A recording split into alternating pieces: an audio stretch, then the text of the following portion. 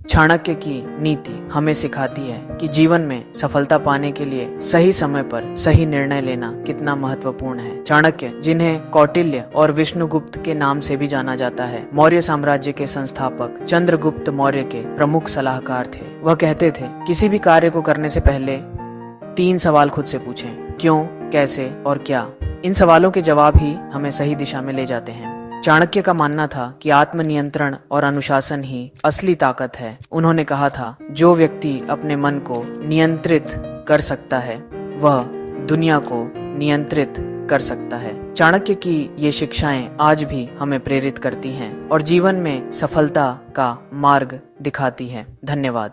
चाणक्य की आर्थिक नीतियां हमें सिखाती हैं कि कैसे एक मजबूत और स्थिर अर्थव्यवस्था का निर्माण किया जा सकता है। उन्होंने कहा था, धन का सही उपयोग ही सच्ची संपत्ति है। चाणक्य का मानना था कि आर्थिक समृद्धि के लिए व्यापार और कृषि का विकास आवश्यक है। उनकी नीतियां आज भी आर्थिक प्रबंधन में महत्वपूर्ण मानी जाती हैं। चाणक्य ने व्यापार मार्गों की सुरक्षा और व्यापारियों के अधिकारों की रक्षा पर भी जोर दिया था। उन्होंने कर संग्रहण और राज्य के खजाने के प्रबंधन के लिए भी महत्वपूर्ण सुझाव दिए थे। चाणक्य का एक और प्रसिद्ध कथन है, राज्य की समृद्धि उसके नागरिकों की समृद्धि में निहित है। उनकी नीतियां आज भी आर्थिक प्रबंधन में महत्वपूर्ण मानी जाती हैं। धन्यवाद।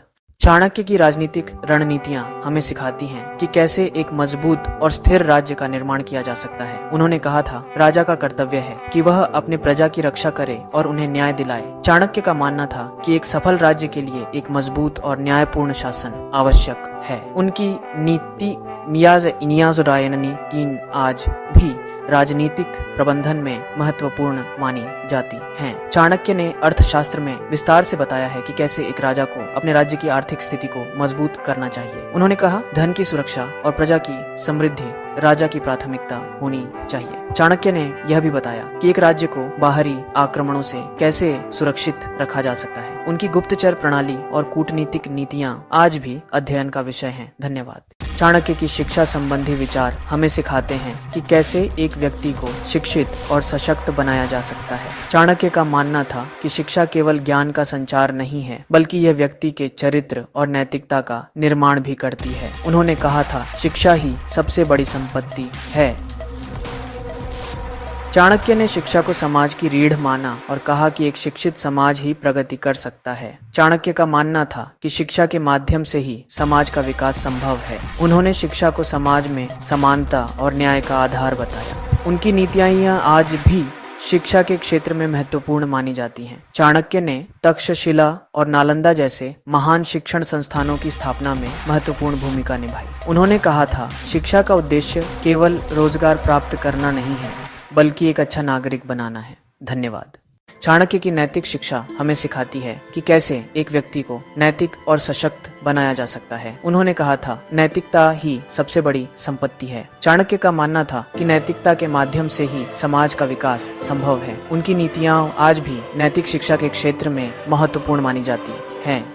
चाणक्य ने इस बात पर जोर दिया कि नैतिकता केवल व्यक्तिगत जीवन में ही नहीं, बल्कि सामाजिक और राजनीतिक जीवन में भी महत्वपूर्ण है। उनका मानना था कि नैतिकता से ही एक सशक्त और न्यायपूर्ण समाज का निर्माण हो सकता है। चाणक्य की नैतिक शिक्षा हमें यह सिखाती है कि सच्चाई, ईमानदारी और न्याय जैसे मूल्यों को अपनाकर ही हम एक बेहतर समाज का निर्माण कर सकते हैं। धन्यवाद। चाणक्य की सामाजिक नीतियां हमें सिखाती हैं कि कैसे एक मजबूत और स्थिर समाज का निर्माण किया जा सकता है। उन्होंने कहा था, समाज का कर्तव्य है कि वह अपने सदस्यों की रक्षा करे और उन्हें न्याय दिलाए। चाणक्य का मानना था कि एक सफल समाज के लिए एक मजबूत और न्यायपूर्ण शासन आवश्यक है। उनकी नीतियां आज भी महत्वपूर्ण मानी जाती हैं। चाणक्य की नीतियां हमें सिखाती हैं कि सामाजिक न्याय और सुरक्षा के बिना कोई भी समाज विकास नहीं कर सकता। उन्होंने जोर दिया कि सभी व्यक्तियों को समान अवसर मिलने चाहिए और एक समाज तभी तरक्की कर सकता है जब उसके सभी सदस्य सुरक्षित और संतुष्ट रहें। चाणक्य की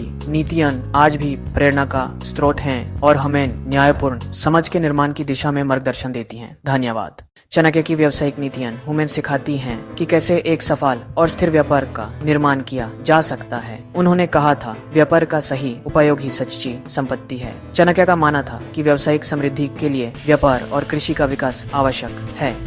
उनकी नीतियां आज भी व्यावसायिक प्रबंधन में महत्वपूर्ण मानी जाती हैं।